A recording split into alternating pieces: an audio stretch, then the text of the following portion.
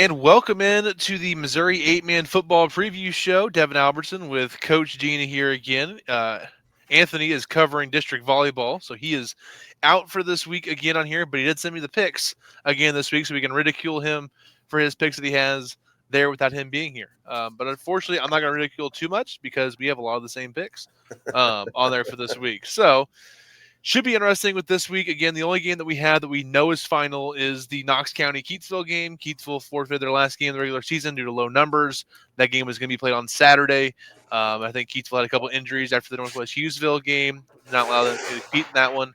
So Knox finishes 9-0 in the regular season. Congratulations to the Congrats. Eagles for a Yeah. great regular season there, and really excited to watch them play in District 8. Could be another great championship game with either Paris or North Shelby, whoever it is, on the other side of that bracket. So that is what we have for that. So again, if I look here, this is what we kind of have for our scoreboard for this week. Before we move on too quickly, shout out Yes. to Tate Kreisel for Oh, getting in the yeah. Michelin record books over there. Yeah, he was fantastic in their high-scoring affair this week, to say the least, versus Wellington Napoleon. I was on the scoreboard show and kept going back to that one. Every time I went back to it, someone had scored again on here. And again, I'll get that pulled up here here in just a second if my computer will respond with me. Yeah, first of all, Easton Sheets almost a little over 450 yards passing and 6 touchdowns. But as you said there, Tate Kreisel, 18 catches for 348 yards and 6 touchdowns. Had himself a day there on Friday night. A losing effort, but a great great performance there by Mr. Tate. He had a great performance. Also, want to do a quick shout out here, real quick. Just put the stats in a little bit ago for the Appleton City Lockwood game. Got both of those box scores there. And shout out to that Lockwood run defense, holding Oh, Cash Anderson 10 carries for 39 yards. On that. wow. That's a incredible effort. I think they held Leaper to, I want to say, under 50 or 60 yards in that week 1 win over Wow. Archie as well. So two of the top leading rushers in the state of the last couple of years, they held them both down well below their averages there. So shout out to the Lockwood defense. They're very good on that side of the ball. Yeah, I don't know if a healthy Cash Anderson has been held to that low of a rushing total before, outside of maybe his freshman year. Yeah, it's been a while at least on there, and definitely getting 10 carries there under 4 yards a carry. You don't see that much with Mr. Anderson. He's a really good player there. So shout out to the whole defense there for Lockwood for their efforts. And there also quick shout out to Brock Holmes for Rockport. I believe, trying to remember what his final stat line there for Nottoway Valley was, but it was a boatload of rushing yards. Yeah, I'll it get was up it was here. a Madden stat line. So we'll get this pulled up here. So Rockport, Nottoway Valley. Shout out to Anther, 59 yards passing, but 39 carries for 528 yards and 8 touchdowns in the win over Nottoway Valley there for Brock Jeez. Holmes. Just an incredible performance by the junior running back. Again, he's back next year for Rockport Jeez. as well. And again, their O-line is dominant with Heron and Gebhardt and Jackson, all those guys up front. There was one snap I watched during the live stream there, and Heron took the defensive end. It was like on the goal line, a 2-point try or something like that. It was a late, short touchdown, and just completely pancaked him about 3 yards deep in the end zone. I'm like, that was bully ball, and that kind of happened multiple times there. I mean, their line's very good. So again, they ran 53 plays, and he got 39 carries. So he was Jeez. the offense there. And you know what? When it's not broke, don't fix it on there. Just keep giving number 11 the ball there for Rockport. And it went very well there for the Blue Jays. Their big win over Nottoway Valley last week. And the other top 5 matchup was Worth County over Pattonsburg, 74-24. So again, 3 of the top 4 teams in the state had big matchups last week, and they showed why they're 3 of the top 4 teams in the Yeah. state, with wins for Rockport, Lockwood, and Worth County Yeah. over Nottoway Valley, Appleton, and Pattonsburg. 3 games we were excited about that quickly ended not so well for the lower ranked teams. Yeah. These the upper ranked teams are kind of starting to flex their muscles a little bit. Mhm. Watching that Worth County Pattonsburg game, and I know there was rain there that might have affected Pattonsburg a little bit, but still, Worth County is really kind of rounding into form here Mhm. at the end of the season and kind of turning that home stretch, and they're looking pretty scary. Yes, they got some speed in that backfield, and they run their stuff. They run it really well, and Yeah. they're fun to watch there on offense. There was just multiple plays there with either Ruby or Stevens or Sanders were just running through wide open gaps there Yeah, through the defensive line there. So great job there for Worth County. Other teams at the top 10 all took care of business. Norbert Hardin Central. Bramer did a really nice game plan versus them and kind of reduced the number of possessions and kind of made them work for it. They really didn't stop the Aggies, but the Aggies only had limited possessions. So they couldn't really yeah, pull away there. So good job by Bramer. They've really come on their own and played better the second half of their yes, schedule. They got a big game this week versus Slater.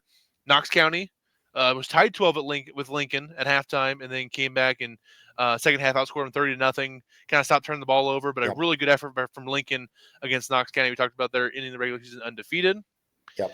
and then Lincoln looked really tough in that game, like you said, mhm, especially the first half. Made things hard for Knox. I liked Lincoln's size versus Knox. They really toned down the explosiveness of Knox. But mhm. shout out to Knox and Coach Vanoy over there, kind of sticking to it, going to the chalkboard at half, and really just working in what he believes in, and finally kind of came out that second half and started to take over on that one.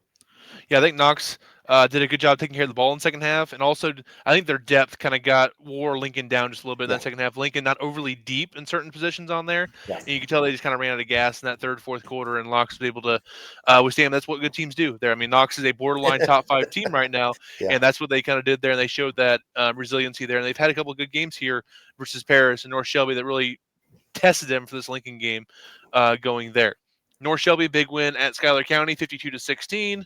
Hughesville and King City both getting wins there in the receiving votes categories as well. Let's see if there's any other big games that happened to the non-ranked opponents. Platte Valley got a big win over South Holtz, 62-44. North Andrew Princeton finished on Saturday. North Andrew was able to pull away there on the Saturday after being yeah. tied at 14 at halftime to win 46-14. Shout out to Santa Fe. They got a big win over Org. No, we really didn't see that coming on there. So a big upset win there for the Chiefs over the Bearcats. And we already talked about that Wellington win over St. Paul with the 170 combined points there, 94-76 shootout there for Wellnap and St. Paul. You've had those shootouts before with St. Paul as a head coach. And those games last forever on there Yeah, sometimes. yeah, I've been in some games where it's like, can't St. Paul just go away, please? Nope, they will never go away. Coach No, Gifford they always has them won't. hanging around there. So, and they gave Concordia a scare in week 7 too, only losing by 8 points there. So they've given two of the top teams in their division both really Yeah, fun games the last 2 weeks. So shout out to St. Paul there. Then I saw LeBlanc on Saturday take care of Greenfield. LeBlanc's playing a lot better now. Second half of their schedule, they're starting to get some more confidence and got guys in the right spots now. Really excited for their week 9 matchup yeah, coming up this week. So good win for LeBlanc. And again, they had the last ranked run defense going into the last 2 weeks. I think they've allowed a combined 110 yards over the last 2 weeks rushing. So they've been a lot better on that side of the ball. Not as good opponents sometimes, but that defense has been a lot better against the run over the last 2 weeks. That's good to see there for LeBlanc as they get ready for district action. Because their district has St. Joe Christian and South Holt, who both love to run the football. So love you to want to see run. that Yeah, run defense improve there for Bishop LeBlanc. Going into week 9 now, we'll do this real quick. Again, I told Coach Dean before the show, got my computer here, left my charger at school. So we're trying to get this recorded in record time so that it doesn't die mid recording on here with that. So, what we do have, though, start with number one Rockport. They're hosting Mound City. This is Mound City's chance to win a conference title, make it a tri-champion situation in the 275, because Nod Valley's beaten Mound City, Rockport beat Nottoway Valley. So this is a chance for Mound City to make it a three-way tie across the top of the standings there. But I don't know about you, Coach. I think Rockport right now looks like a machine there in the yeah. 275, and it's gonna be really tough to pick against the Blue Jays. I really like what Mound City's done this year. I think they've over exceeded expectations. But Rockport's kind of dominating wind over Nod is just hard to look over at this Mm-hmm. moment. And Brock Holmes with 500 yards. So sorry, Mound City. I'm going to go with Rockport on this one as well. Yeah, absolutely. I believe Rockport as well, and Anthony does as well. So we have a clean sweep here. Rockport, we have them finishing 9-0 and for sure securing that top seed in district number 6. And we'll get to district standings here towards the very end as we're going here as well. Lockwood is at Rich Hill, two teams on the opposite end of the spectrum on the schedule wise here. Lockwood 8-0, Rich Hill 0-8, and I believe all three of us are going to take Lockwood in this Yeah. one. Again, shout out to Lockwood last week with a big win over Appleton City. Yeah. There. Another one, top 10 matchup this week. Number 10, King City at number 3, Worth County. Ooh. Again, King City was very dominant last week over St. Joe Christian, 62-8 final at halftime. Great performance by that King City defense, and the offense was still clicking on all cylinders there for them with Carlson back at quarterback. But we said there about Worth County. The top 3 or 4 teams to say have kind of cleared themselves from everybody else. What do you think? Does King City pull off the upset this week in Grant City? Oh, geez. I want to go. I want to go King City, but I gotta go Worth. Again, just another dominating win. I do like King City's win over St. Joe. That's a St. Joe team that we all kind of respect a little bit there. Mm-hmm. But that pretty much dominating win over Pattonsburg really, really kind of takes the cake for me. And then you got Worth at home as well. Yep. So that home factor it makes it tough. Yeah, winning in Grant City is not easy for very many teams Yeah. on there. And again, Worth County has a great history there of just being a complete dominant program, just from start and finish from 1989 when they joined 8-man to now. Again, they only have 90 losses as a program since the late 80s there. It's an incredible run they have there, and it's so tough to win at Worth County on here when they know it's at stake. They know the one seed, the district's at stake on there. The outright conference titles at stake. I just think Worth County has a little more. I think King City matches up better with Worth County than Pattonsburg did last Mm, week. On there, I yeah. think they have a little more resistance on certain, Yeah. just stylistically on there. I just don't think King City is going to be able to score with Worth County on here. I think Worth County is able to cruise to a decent win here in this one as well. Again, the top 4 teams in the state have just kind of separated themselves from everyone else. With that, Archie is at Liberal this week. I have Archie getting a win here and finishing on an 8-game winning streak going into the playoffs. I'm going to go Archie as well, but Liberal has had some hot starts Mm-hmm. against Appleton and Lockwood. So I'm very curious to see if they come out of the gate hot again and what Archie does with that. But I think Archie will win in the end. Absolutely. I agree, and so does Anthony. So we all have the same picks for the first 4. Go to the next one. Another one that's right here is Northwest Hughesville and Norborn Hardin Central Hughesville. They are also ranked 10th, tied with King City for that last spot. In the rankings on here, they're at number 5, Norborn Hardin Central. This game we've had circled for a while on here. It's for the division title. They're in the I-70 South, and 2 teams that are coming in here, both playing some really good football. Yeah. Game like this, it kind of comes down to the best player on the field. And for me, that's Pfeiffer at Norburn. He's Mr. Do It All. Run it, throw it, catch it, intercept it. And in games like this is when big time players make big time plays. And it's hard to bet against Pfeiffer right now. I do think Northwest is going to give them a tough game, though. They're not going to just roll over. And I wouldn't be surprised if this game is decided by just a touchdown or 2 because Northwest is that type of team. Yeah, absolutely. You look here at Norman Hardin Central, their stats for this year. Pfeiffer, again, about 800 yards passing, another 700 yards rushing on here, but again, only about 10 yards a touch, passing and rushing combined on there. I mean, he hadn't had the number of touches. Some of these other guys are putting up the huge numbers because they've been so good defensively. They've been kind of keeping teams down early, and he hasn't Yeah. played many second halves. So you see that sometimes on there. His stats don't look as good as he is on here, in my opinion. I mean, he does have 37 touchdowns right now and 150 touches. That's not bad. Once every 5 touches or so, he's in the end zone. That'll play overall there for him. So he's been a fantastic player. You talk about there on defense, 5 interceptions. He's an Yeah. excellent defensive back on there. Even if he Yes. didn't play quarterback and he was just a defensive back in your team, you Yeah. would take that Yeah. 100 times out of 100 on here. He's a very good player on there. Um, with that, I just think the Aggies, I don't think they get enough credit for how physical they are up front. Mm, Either by us and the people, yeah. they can Yeah. push people around a little bit that you don't actually with that. So I think they do a good job with that, and just Well, staying physical as possible. And that kind of gets overlooked sometimes. I think just yeah. because they've had some games where they've given up 20 to 30 points because their JVs gives a couple touchdowns Yeah. late, so their defense doesn't look as good as it on paper as it actually is on the field. That 22 points per game should probably be closer to like 12 Yeah. if we're talking about varsity, Yeah. maybe a little under 10. So they've been really good on that side of the ball.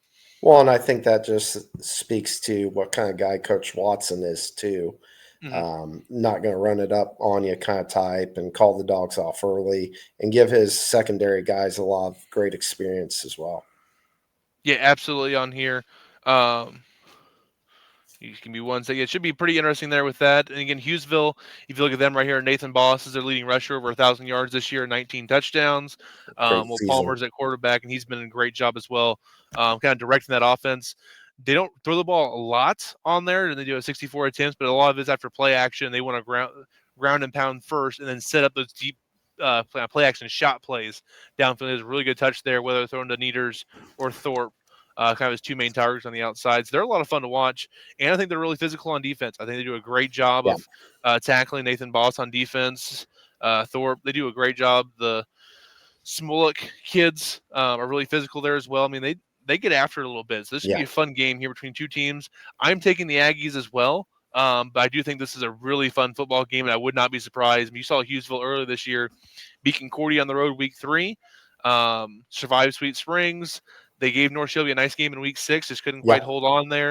Yep. So they've been a team that's been tested a little bit. They've had 2 back-to-back wins over Slater and Keatsville. I do think the Aggies, though, have a slight advantage here. So give me Norburn Hardin Central. And I believe, let me double check what Anthony sent me, but he does take the Aggies as well. So we're going clean sweep with the Aggies. Um, and then what we have for the next one is Nottoway Valley at South Holt. I'm looking for a nod on their revenge game here. They're out for blood. Lost one last week, and I think they'll take it out on South Holt just a little bit. Yeah, absolutely. I think Nod Valley is pretty heavily favored here. I think they get a big win, and so does Anthony. We're going to go to stay in the GRC. Pattonsburg at Albany here is our next one. Pattonsburg fell to number 9 in the standings after that loss to Worth County last week. Still in the top 10. They're playing an Albany team that's been playing better as of late. On here again, they had a really tough early schedule playing both King City and Nottoway Valley, but since then, wins since that Worth County loss, wins over North Yep. Andrew, Princeton, and Stanberry, and they've all been in dominant fashion there as we're looking. So it's been really fun watching Albany kind of bounce back and kind of Yes. salvage their season a little bit here in the second half of the season. Yep. You love to see that for Albany. Arrows pointed the right direction. Unfortunately, I think their weakness is Pattonsburg's strength, and I think they'll have troubles keeping up with Pattonsburg's receivers. So I'm going to go Pattonsburg on this one. Yeah, I mean they're giving up about 190 yards passing per game at this point before playing Pattonsburg on there. Not a great sign going into that game versus the Panthers. I just think it's kind of a bad matchup for Albany. I do think Albany in the past, if I go back here and look at their past matchups versus Pattonsburg, has played them pretty well. Pattonsburg Mm, almost upset them last year when Albany went undefeated in the regular season with a 4-point game. Before that, Pattonsburg got Albany in 03, and then Albany got him in 22 and got him pretty good in 21. Here in the last couple of years, it's been kind of the team that's been heavily favored has really struggled in this game a little bit. It's kind of been kind of a little bit wonky there with it. So maybe some weird things happening here. I do think Pattonsburg gets the win here over Albany. Again, Mercer crossed 1,000 yards and 20 touchdowns this last week for the Warriors. And if you look at Pattonsburg, again, you're going to see big numbers in the pass game. Fortner over 2,000 yards, 42 touchdowns, and 4 interceptions this year. wow. And then Mays, 920 yards rushing. Griffith, 800 yards receiving, just under 700 for Humphrey, and over 500 for Mays as well in the receiving category. So they've had some big numbers on offense this year, and I expect that they continue versus Albany getting into the playoffs going forward there for Pattonsburg. So it sounds like we're all three taking Pattonsburg in this one. Um, with that, I couldn't get Anthony to take Albany in Yeah. this one. I tried to convince him to, but he wouldn't do it. The next one here that we have though should be a really fun game. Probably one of the better, more toss-up games of the week. Lincoln at LeBlanc. What do you think here about between the Cardinals and the Golden Eagles? Oh. um, I've been impressed by Lincoln. You were on them early this season. I didn't really quite get it, and then I started seeing some film on them, and I Hmm. really understand. I do think Lincoln's a little bit beat up, and I don't know what guys will be available or not this Friday night. But man, just it's hard for me to go against Lincoln at this point. I do like what LeBlanc's done recently, though. So I think it makes it a competitive game. I'm going to give Lincoln the edge. Yeah, I think if you look at top 10 skill guys between Parrott and Sanders, probably better than any two skill guys that LeBlanc has on there. I know Seagrass is a good player, and Kissel's kind of coming on his own at running back here recently, but Lincoln's more explosive at this point, Yeah, I think, on there.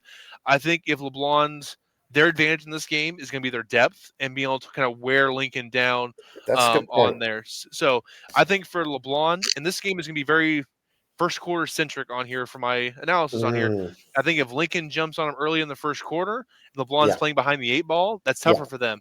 yeah, If it's tied or within one score for the first quarter, I like LeBlanc's chances a lot there because they might be able to wear them down as the game goes on that yeah, third and fourth quarter. And that's what I'm kind of looking at in this game is how's that first quarter go? Because Lincoln, when they played Paris a couple weeks ago, they punched Paris in the mouth in that first quarter, yeah, got the big lead, and were able to put them away versus Knox, it was a back and forth fight till halftime, and then third, fourth quarter, Knox was able to wear him down and pull yeah, away. yeah. So and even when they beat Concordia back earlier when Concordia was banged up a little bit, they kind of hit Concordia in the mouth early on and were able to kind of keep them at bay the rest of the game. So I'm curious to see what Lincoln does in this one Mm, early on. I think it can just tell a lot for the game the rest of the way on here with that. Because I don't think Lincoln's overly deep, but there's top skill guys when they get in the open field are absolutely electric on here. So I'm really excited here. That being said, I am taking Lincoln. After saying all that, I just think that it's really hard for me to go against their explosiveness there on the offensive end. Even though I think look at LeBron's schedule here last 3 weeks, cruised against KC East, got Northland, took care of Greenfield there on Saturday. I think they're playing really good football right now. I like their chances a lot when we get into district play in their district there. I yeah. just think this might be a little bump in the road there and actually might help them go in district play even losing this game. Hey, Mm, this is stuff we need to, when we're playing an explosive team like this, what we need to adjust on here yeah, with that. This is their biggest challenge since that Archie game. Again, their first 5 weeks, four of yeah, those games were super tough on yeah, there. So this is a chance for them to get another little tune-up game going in the districts. And for them, for LeBlanc, as it's been the last couple of years, nothing really matters till late October, early November because they've been a team making a lot of deep playoff runs. So they're always trying to build towards that. Hey, when we get the districts, how do we play our best football? This is a great game to build for that as we're going. So did you take Lincoln then on this one as well? yeah. I'm Lincoln. Well, don't worry because Anthony took LeBlanc. So we let Anthony take that one. So we didn't have a clean sweep for that one as well. But it should be a really fun football game between LeBlanc and Lincoln. I can't wait to see how that one plays out. Yeah, Kind of been kind of watching both those teams as they go through their schedules and knowing this should be a lot of fun. You see, LeBlanc versus Knox was 44-16. It was 42-12 for Lincoln and LeBlanc, and I yeah, think it's going to be very kind of back and forth here. It should be a lot of fun between those two teams. yeah. I Up, really, yep. I really Go ahead. like what you said. You go back and you look at LeBlanc's losses, and you go, "Man, that was some of the best teams in the state." Hmm. And originally we thought, well, maybe LeBlanc's down, but I mean, again, those are some of the tough teams in the state. So Correct. here's a game that if they win, you go, okay, they're kind of in that next tier. Hmm. Absolutely. I think right now they're kind of fighting for that middle of the pack with a lot of teams Yep, right there. If they beat Lincoln, you jump closer to that top 15 than that yep, top 20 on there. You kind of vault your way up a little bit because you saw a Lincoln team that beat Concordia that yep. fought hard with Knox County. I mean, they're a team that's right there on the Cusp. upper Yep, middle part. So this is a good gauge team for LeBlanc. Up next, talked about it earlier a little bit. Slater at Bramer on here. Bramer playing some really good football here as of late, yep. with a chance to get another win under the belt. Yeah, last week was, even though they lost, really impressive for me for Bramer. They've really kind of picked things up these last couple weeks and turned a corner. And I really wanted to see what they did with Norburn. And they did a lot. They did a lot better than what I originally would have thought looking at Hmm. Bramer early in the season. So I'm starting to believe. I'm starting to believe they've turned a corner over there, and they're going to get my mark on this one. Yep, I'm going to take him as well, and so is Anthony. I just think Slater right now really struggling here as of late. I think there's two teams trending in different directions at this point in the season. You've seen Slater here the last 3 weeks, playing the Aggies, playing Hughesville, playing Paris. Again, three really good teams Yeah. on there. But I feel like the way they've both played versus Norman Hardin Central, one was really close to halftime, and Norman kind of pulled away there. The other one was not close to halftime, and a lot of varsity versus JV in the second half. So I just think at this point, Bramer's playing a little better football with that. So give me the Bobcats over Slater, and Anthony is also taking Bramer on here. I think we have a lot of agreements this week. This next one, another toss-up here that I really took a long time and still haven't fully committed to a pick on here. I'm going to have to here in the next couple of seconds, though. Wellington Napoleon at Concordia here. Again, Wellnap on a 4-game winning streak since losing to North Shelby, Ooh. beating Sweet Springs, Oric, Santa Fe, and St. Paul through the I-70 part of their schedule. Again, scoring a lot of points here in the I-70, at least 58 in all 4 of the games so far, including a Man. 94 burger last week on St. Paul Lutheran. And then you look at Concordia, is you get up here to the C's. Again, these two teams on the opposite end of the alphabet on here for me. That 2-game losing streak to Hughesville and Lincoln. Since then, dominant wins over Oric, Santa Fe, and Sweet Springs with an 8-point win over St. Paul Lutheran a couple weeks ago. What do you think of this matchup? Two teams that play about as completely different styles as you can get on here. Oh man, this is tough. You look at Wellnap's schedule there, and as against some of the top competition, they didn't win those, and then they kind of took care of business in the other ones that they should have. And you kind of wonder, well, is Concordia kind of one of those top teams? But then you go over to Concordia's schedule, and you kind of got the same problem going the other way, where they've took care of business against the teams they should have, and had some troubles against some of the top ones there. Mm-hmm. So schedule for schedule, you're almost looking parallel at each other. So then you got kind of Concordia's punch in the mouth style versus Wellnap's kind of explosive style. Boy, I think I'm going to go with Concordia because they're at home. I think I'm going to go with Concordia because they're getting healthier. I know Wellnap has had trouble starting fast, and I think Concordia could get you in a stranglehold if you start slow versus them. So I'm going to go Concordia here. Yeah, absolutely. Look at both these teams here. Probably the best win for Wellnap is either St. Paul or LeBlond. Best win for Concordia is St. Paul on there. So both of them pretty similar schedules on here. Yeah. Again, the out of conference, losing to North Shelby and Oberhard Central, losing to Hughesville and Lincoln. I mean, those Yeah. are pretty comparable losses back and forth Yeah. there for both those teams as we're going here. And man, I'm going back and forth. I think I'm going to go Concordia. Kind of as you said there, the home team. This is, again, Wellnap's third road game of the year versus a top 10 caliber school there, playing North Yeah. Shelby and Oberhard Central on the road there in weeks 2 and 4. Man. Started slow in both those games. They did start fast on their other road game there in between there with Oric, but again, Oric not quite the talent that those teams are this year. So it's be very curious how this first quarter goes in this one, just to see if Wellnap keeps that machine going there. You look at Johnny Hampton again this year, 1,800 yards and 31 touchdowns through the air. Only 2 picks. He's very efficient there. Very efficient. He does a really good job. Again, they throw the ball quite a bit. He does a really good job in their short to intermediate game. Hey, quick out, quick little comeback here, setting the screen games up. You can tell he just has control of that offense on there, and they set everything else up there, so they're kind of lull you to sleep. And then here comes the bomb over the top, the Kolkmeyer or the best. If you do come down too hard, they'll hit you over the top with it. He does a great job with that. And I think the Holder kid at running back has been fantastic for them this year. He runs a little bowling ball, over 1,000 yards and 20 touchdowns now in the season. Really good 1-2 combo. And they're really balanced on offense this year. I think it's really helped them second half of their schedule to kind of just stay where they want to be offensively. Again, 235 yards passing, 209 yards rushing per game. About as balanced as you can be an 8-man. What comes with that on here. And defensively, the Owens kid, Bolton, Best do a really good job on defense, kind of flying around there on that side of the ball. But again, I'm going to take Concordia here. As you said, their style translate on here. And if it is any type of rainy or in any of the weather we could be having tomorrow night, that definitely favors a team that wants to just run the snot out of the football. That's what Concordia wants to do with Haas, Hahn, and Drogi. They just want to pound you with those 3 guys over and over with their 7 to 9 yards to carry for each one of them on there. And they're just really good, and they do a good job in the play action pass game of finding either a Wilkins or an Inman downfield in that play action passing game. Or of course they have Haas, who plays a little bit of both running back and receiver for them. So I think Concordia, a little edge for them on defense. Again, they've had their struggles a little bit sometimes this year, but they're still give up under 20 points per game, which is, I believe, top 5 in the state. Yeah, it's 4th in the state, and they're in the same category as Rockport, Worth County, Knox, and Archie. Good company to be in there defensively on there.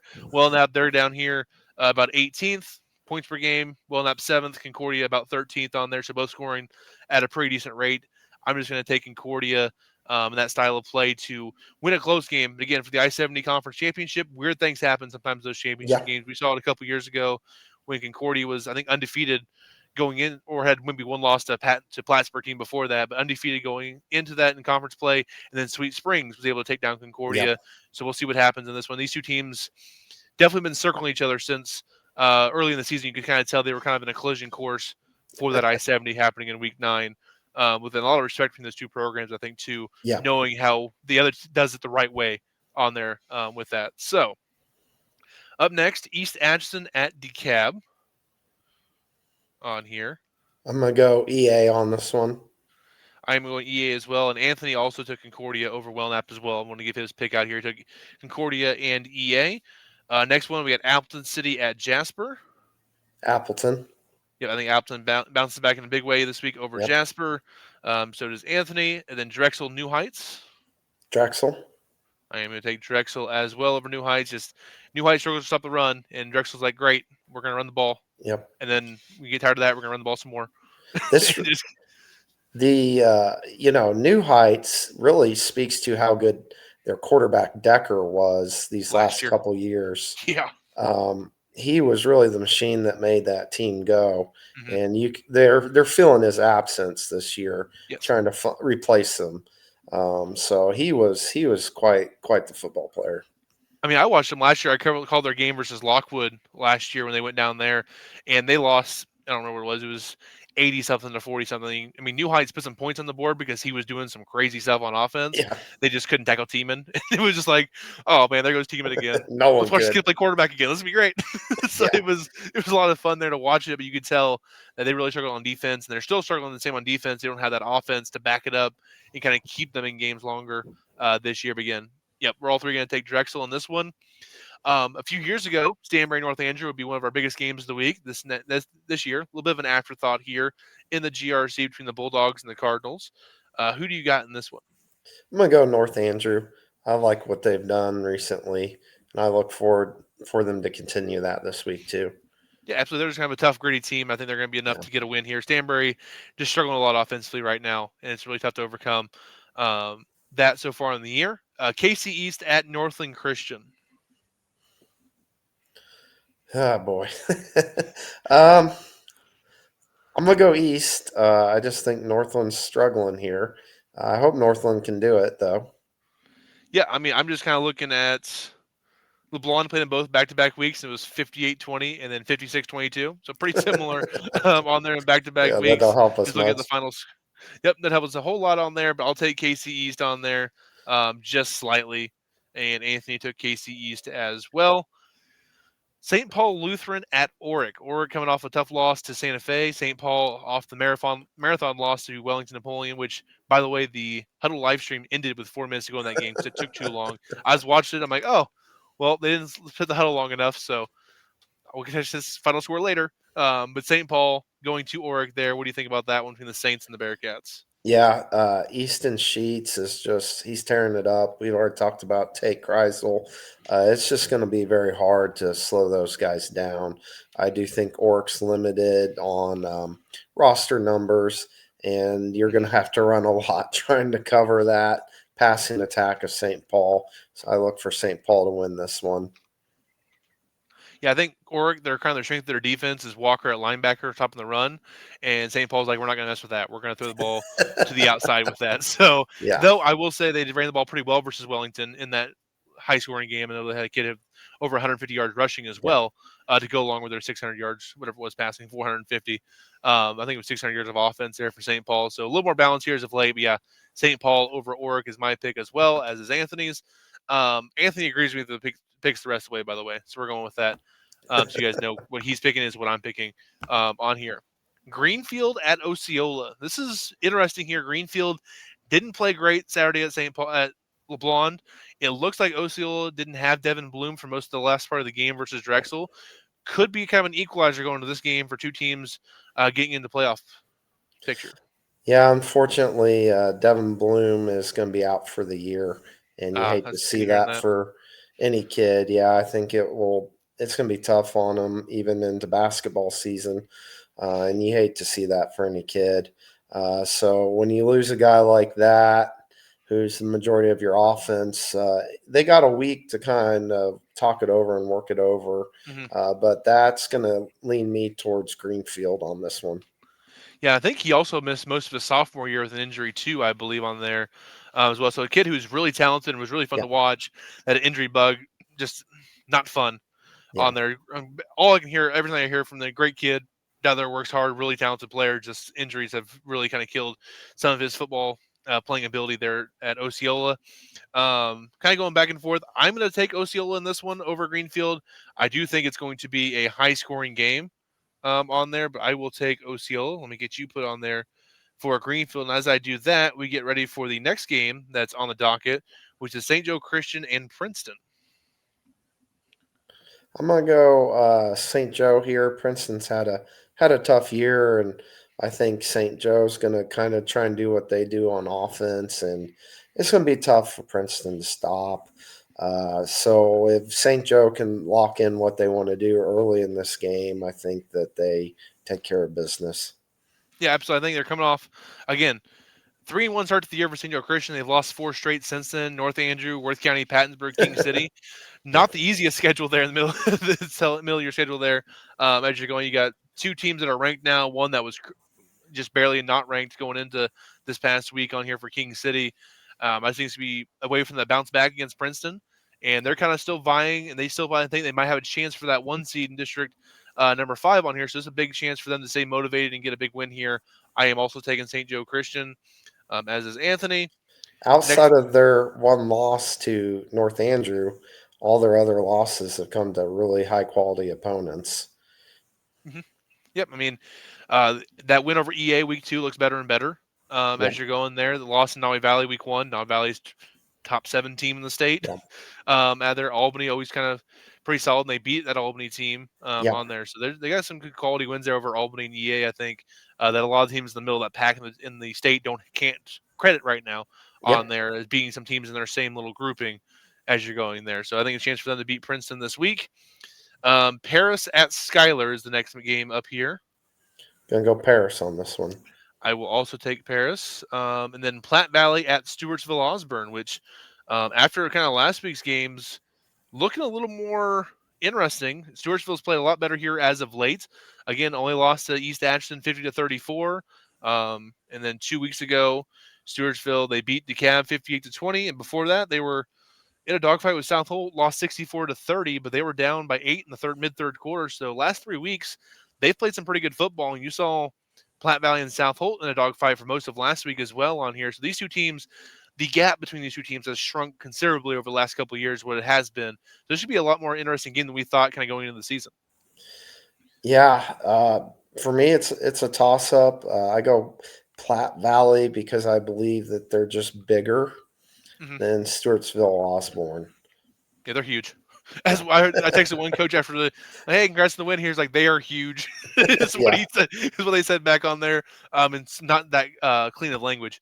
But he's like, they are so huge on their way to wear them down finally. So I think Platte Valley does win this game, but don't be surprised if we get a third quarter update here and this is a touchdown game or less on here where it's like, oh, we're in a dogfight in Stewartsville. So it should be interesting to see how that game kind of pairs out here. And Stewartsville trying to get win number 2 on the year, while Platte Valley trying to get to 4-5 going to district play. And again, Platte Valley, we'll get to this in a second. We go to district stuff on here.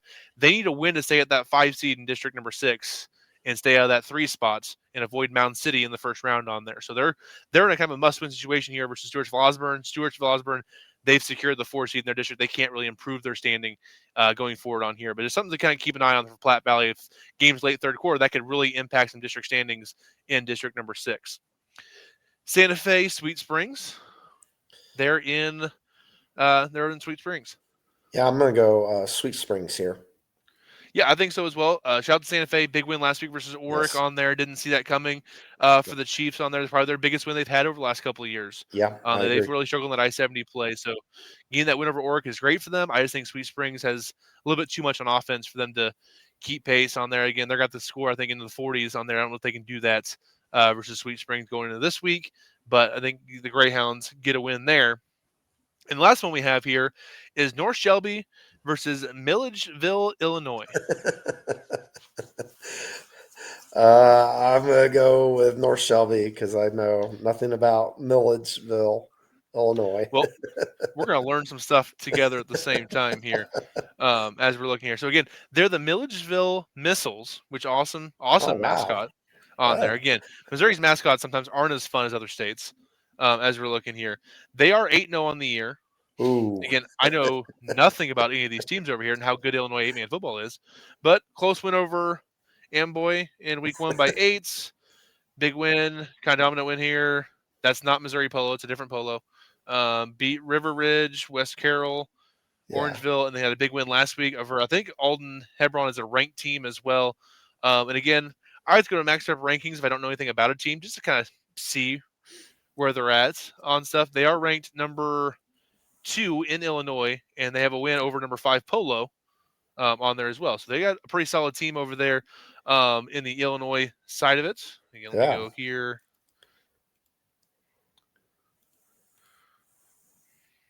Yeah, ranked number 2, win overs number 5 Polo, number 6 West Carroll, number 9. I know Milford Kristen Park has played North Shelby in the past, and there's all in the ranked 12. So they got a couple of big wins there in the state of Illinois on there going into their last week of the regular season. Them and South Fork are the top 2 teams in 8-man right now in Wow. Illinois. So yeah, it's a pretty solid team North Shelby's playing over there. And again, I'm not sure if Bowen is going to play or not in this Yeah, one. If they think, hey, this is a Illinois team. We don't care if we win this game or not. Let's get you yeah. healthy for the playoffs, or what's kind of the going on there with that part. What do you think about who you're taking here between the Missiles and the Raiders? Well, I gotta go with the Missouri team. I gotta go with the Missouri team.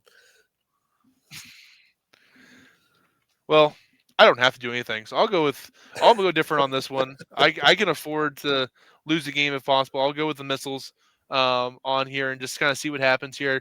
I don't think Bowen plays. If he does, I don't think he plays Yeah, much. Might be just be enough to get his feet wet a little bit and kind of get his feet back underneath him going in district play. Because again, they'll have a bye next week and they'll have another week off before they play Paris. So you might want to be, hey, get in there for a couple snaps, test the yeah, ankle out, get used to get hit again before we go play Paris in a couple weeks on here in a district yeah.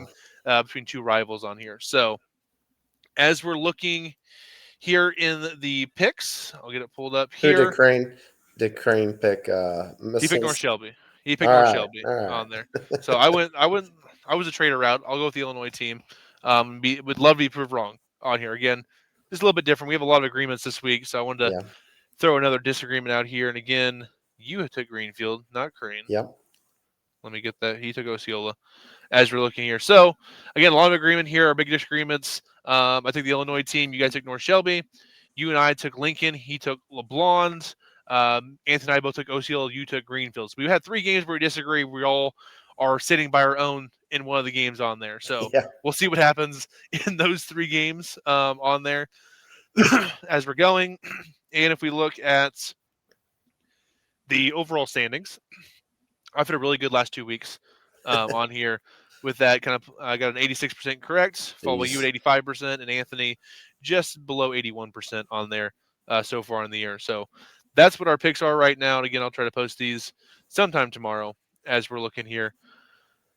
Now, what I want to do real quick here before we sign off here, just we would not be doing the show the proper due diligence if we didn't look at the conference district standings kind of going in to week 9 because it's the kind of last week for everything to be decided here with this.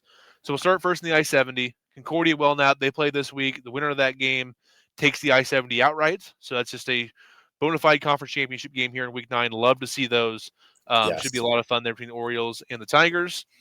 In the North Division, Knox County has that wrapped up. Again, 9-0 regular season, 3-0 in their conference in the division, 5-0 overall in conference play in between the Central River. So congrats to Knox County for bringing that home, taking it from North yep, Shelby and Schuyler, who's been kind of controlling that a little bit in the Northeast here over the last couple of years.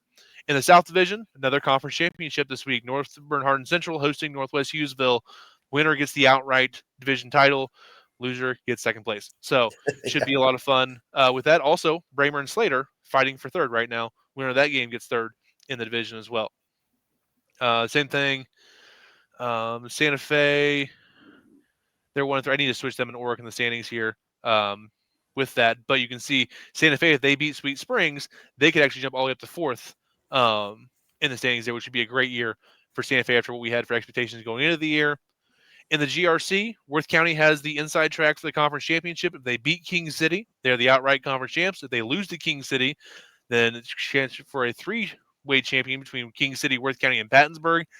If Albany were to upset Pattonsburg and King City beat Worth County, King City and Worth County would still share the conference title. They don't do any of the tiebreakers for that. They would both finish 6-1 and would share the GRC conference championship title. So just something to look at there in the GRC.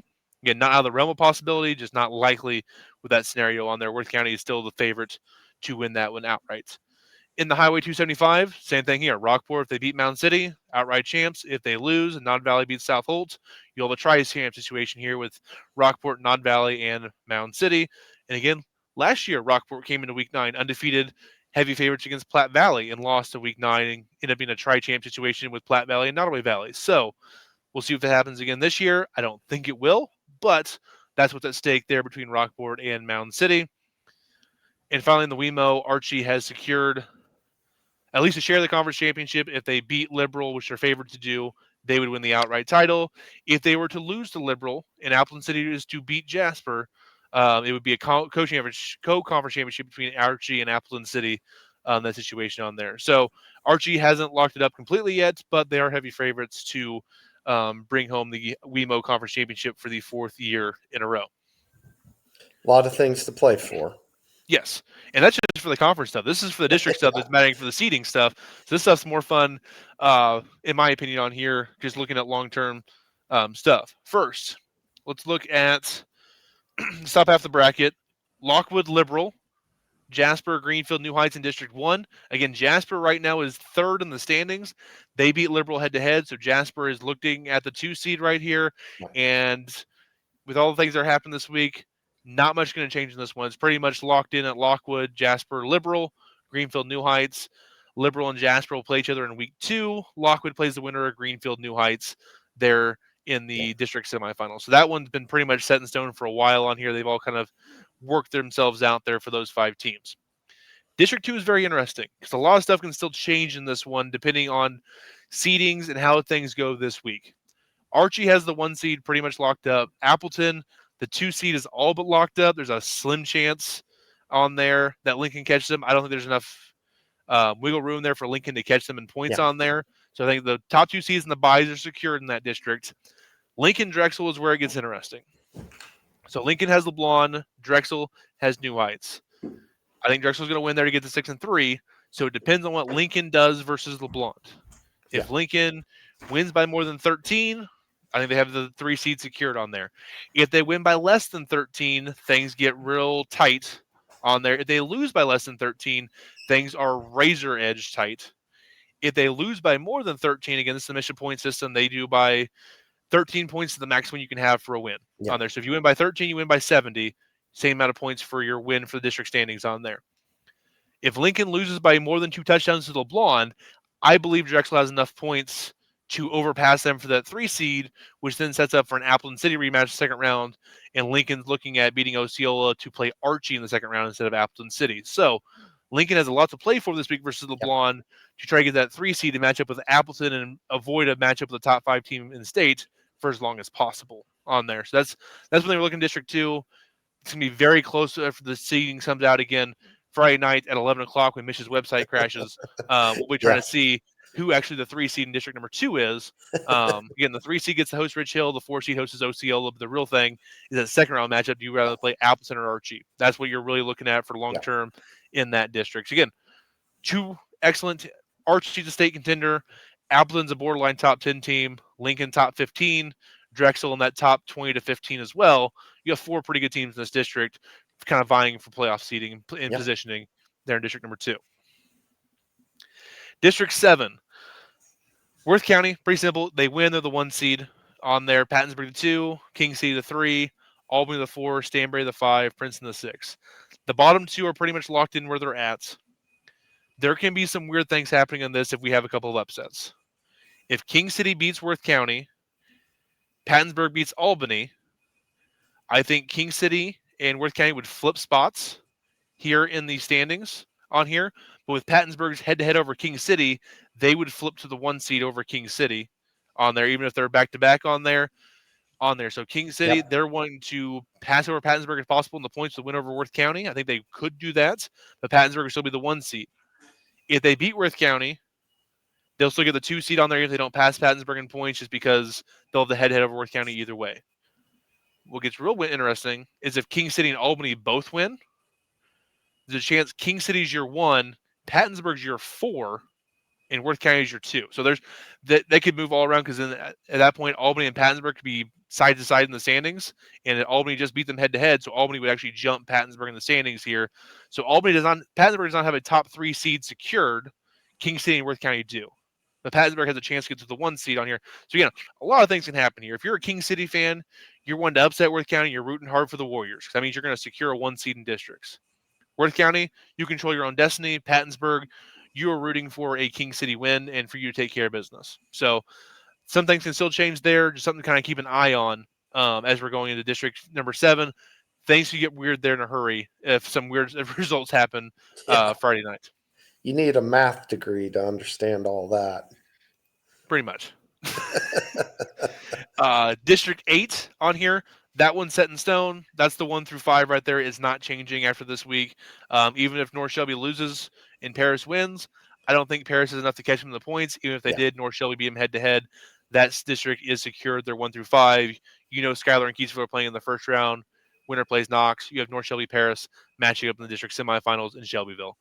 That one, districts 1 and 8, they're very simple. They're very cut and dry. Those teams have all kind of played each other and worked themselves out. District 3, the 1 and 2 seeds are secured on there. Hughesville and Concordia, no matter what happens with their big games this week, they're the 1 and 2 seeds in District 3. St. Paul, big chance for them this week again, as they who they have again this week, Oric on here. So again, they're favored in that one. They win that, they're the 3 seed. Going to be pretty hard to knock them off there. They beat Sweet Springs, they beat Santa Fe. They can't fall any lower than the 4 seed on there, but even then, it would take both Sweet Springs, and they're playing each other. Sweet Springs, Santa Fe playing each other. So yeah, St. Paul's the 3 seed. Even if they lose a game and one of them win, they're going to still bounce over them. Sweet Springs, Santa Fe, you play this week. The winner of the game, you get a host again next week in the 4-5 matchup on there. So you're going to play each other back-to-back weeks on there. That's what that game is for. Whoever win, you get to host the other in the first round of districts. Slater, they're going to be the 6th seed. I don't see a chance for them. Even if Santa Fe loses and they beat Bramer, don't think there's enough points there for them to catch up to Santa Fe for that 5 seed. So 1, 2, and 3 are set. 6 is set. 4 and 5 this week are playing each other for the host rights for the first round of districts. And that game's in Sweet Springs this week. So that could be Santa Fe, Sweet Springs, in Sweet Springs 2 weeks in a row. Yeah, man. So we'll see you guys next week for that one. Yeah. So always kind of curious too, like how much do you show that first week? Do you leave a couple things for the second game on there? Yeah. Okay, we can't. Or you're just like, hey, we're just gonna try to beat you with the same stuff both times. Who knows? With that, District 4, top 2 seeds, they're secured. They're Norman Hartsville and Wellington Napoleon.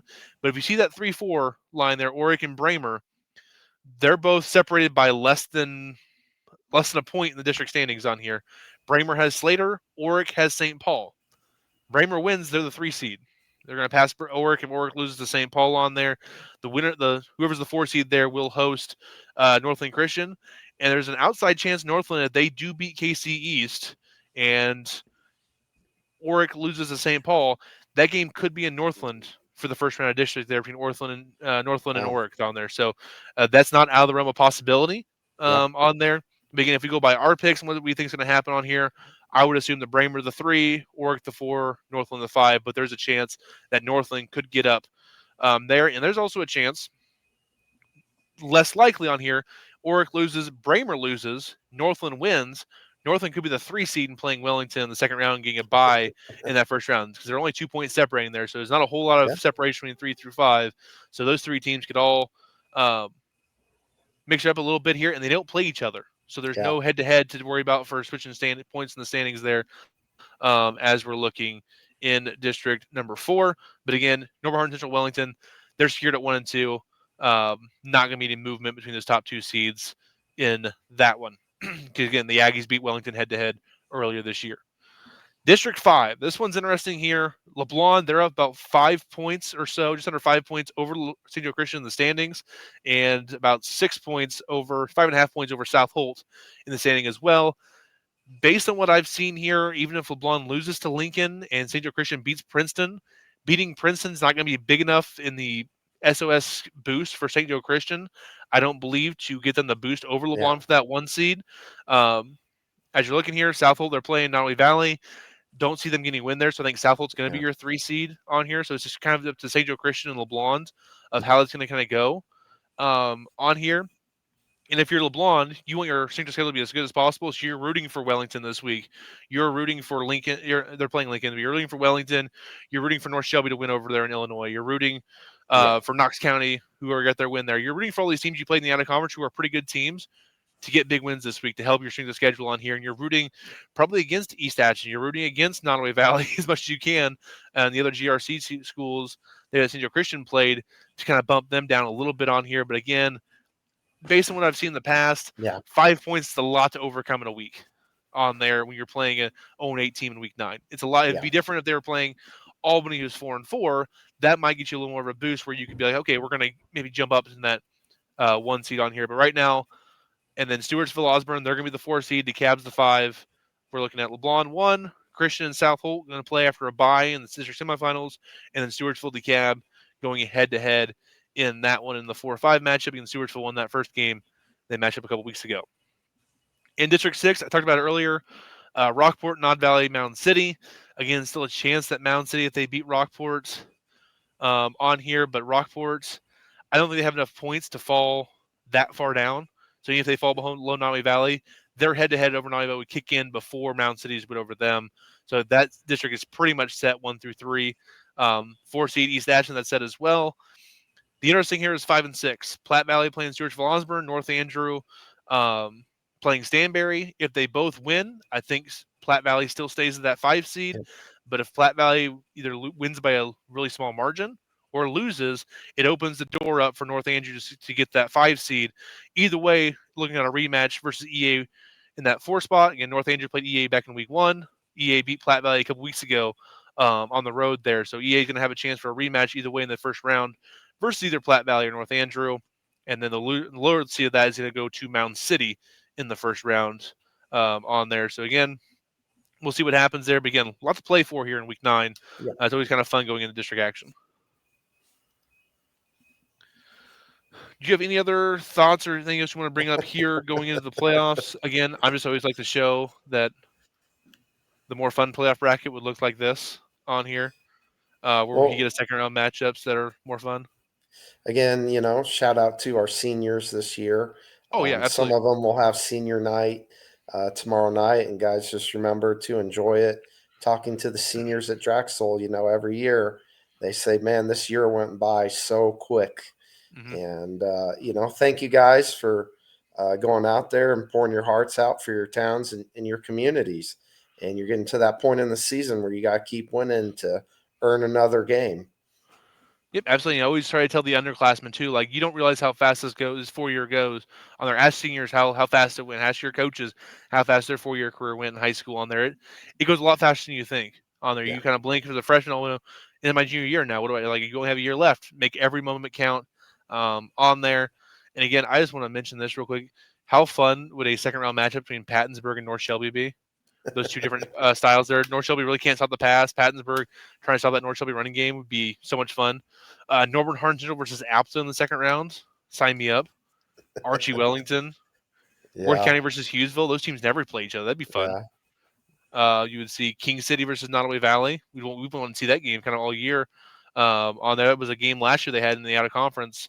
This year they didn't play each other. That'd be a lot of fun. Those two teams, Lockwood, Concordia. Sign me up. yeah, There's be a lot more fun if we went to this method. Hint, hint. Misha on there won't happen again. Also, the state championship game would end Thanksgiving weekend and not in oh December. yeah. I Um, love that personally.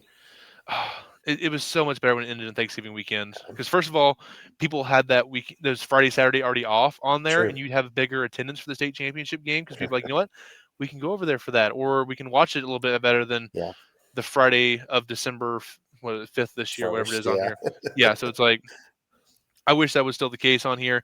And again, I've said in the past on here what I have here for this the top 32 teams, the bottom 12 to 13 teams in any class aren't going to make any noise in the playoffs anyways. Is kind of the way I was kind of look on here. Because again, if I look at the standings here, if we go by the mission point system, Yeah. Greenfield's 32 right now. Oric, Bramer, Northland, Schuyler, Slater, Stewartsville, Stanberry, New Heights, Princeton, DeKalb, Ridge Hill, Keatsville. Those teams would all get more out of playing each other than going and playing a top-ranked team in the second round of the playoffs. Yeah. Like winner of Keatsville, Schuyler getting to play Knox County isn't doing anybody any good on Yeah. there, in my opinion. On here, chance for Knox County to get an injury in a game that they are heavily favored in. Chance for those kids for Schuyler or Keatsville, if they're basketball kids, getting hurt in a game that they're hey, just there's not much upside to me in some of those games on there. I get the premise of letting everybody in the playoffs, but I think we've kind of seen it and kind of seen it run a course. Like, there might be a little better way to do this, and seen some of these teams. But hey, Northland versus Bramer in just a regular Week 10 game on there Yeah. would probably be beneficial for them, because then also you win that game, you end your season. It was a tough season on a high note. You can carry that into the next season instead of, oh, big win here. Now let's Yeah. go play Archie. Like, Yeah. that's just really tough on there for some of those, and it's just something I think should be looked at even more. But again, that's above my pay grade, and the people who make much more bigger decisions than I do are in charge of that each and every year. So that's what we have for that. Again, also want to thank Rain Physical Therapy for sponsoring our media poll. We will have one last media poll before the playoffs. They'll come out on Sunday afternoon after the Week 9 games are all done. We'll come out with a media poll that will last us and through the state championship game. So we're not going to release a new poll every week after nobody plays in the first round or the second round on there. That is going to be the media rankings for the entire playoffs on there. They'll stay that way until we get our final media poll after the state championship game on here. So only 2 polls left. Again, this is Week 9's poll. For the first time ever, no one in the other receiving votes category. We had a tie for 10th between King City and Hughesville, and so a pretty consensus for our media voters of who the top 11 teams in the state are on there with a tie at 10 on here. So a lot of fun as we look into this. Thank you, Coach Dean, for jumping on here Yeah. today. Anthony abandoned us again for back-to-back weeks, but it should be fun. Again, we'll do a live show tomorrow. Scoreboard show should be a lot of fun as we look at teams from around the state going into this Week 9 of action. Can't believe it's Week 9 already, by the way. The Real season quick, flew by. real quick Yep. asterisks here. Yep. Shortly, we're going to have all conference teams coming out. Oh, good point. We do not decide those at all. Those are those conferences' decisions. Those coaches have their reasons. A lot of times we don't know why they are picking the people they pick because we're not in those meetings. Surely we could come up with our own teams and kind of decide, but you know, just what a great honor for those kids to make all conference. And we really want to celebrate those kids for earning those honors. Yeah, absolutely. All conference, all district, that's all the coaches and those pool of teams deciding that as you're going there. And again, if a kid doesn't make it, it could be other factors of, did their coach nominate them? Did they have enough? Did they play big games versus their conference opponents or versus Yeah. out of conference opponents on there? If you have a couple of good games versus out of conference opponents, but your in conference opponents Yeah. kind of limits you a little bit more, that might hurt you in the all conference, but get you all district on there. So then Yes. a lot of factors go in there. You might have a kid who had an off week versus somebody like, I don't think that kid was that great. And the other coach is like, well, he killed us. All right. Yeah. With that. So like, you're going to see that. And again, other players like, you know what? I'm just going to guess this in the I-70. Tate Kreisel, probably first team all conference receiver. Just going to guess that one right now. There's a couple guys that are going to be no-brainers, but again, if you have a kid who makes honorable mention, that's still one heck of an achievement on here, because you got to think of how many kids play for each one of these teams and how many kids actually get put on teams and get nominated here for what they do, and both as players on the field and also as leaders off the field. I know sometimes as a coach in basketball on there, I've nominated kids before, like, hey, this person I think is a fringe all conference player, but they work their tail off and they're a great teammate and they're a great student on here on top of it. I think they deserve some recognition here. They might not in the box score be the biggest score on here, and you see it sometimes with linemen on here, but man, they set the tone for us. So it's always something to look at. The coaches do kind of look at film on there and be like, you know what? That kid don't have the biggest stats, but man, they like to run off that left side, and he's their left guard, or he's their pulling right guard, and they just follow his caboose on there. Running back is all conference player because that guard is so good on there with that. So it's one thing that coaches do try to look at on here. I know they're looking at their own team, they're worried about that, but they do notice things across their opponents on there as well. So good luck, everybody. Stay healthy. We have, I think, 20-some games tomorrow night. There's that one game. Unfortunately, I will not be making the 5-hour drive to watch North Shelby versus Milledgeville, Illinois on a Saturday. With that, not going to do that on there, but we'll give you guys score updates from that one if we can as well. So hope everyone stays healthy this week. Everyone enjoy their senior night and get ready for district playoffs here coming up on Halloween next week. Should be a little bit spooky here in that first round of the district quarterfinals. Shout out. See you, everybody.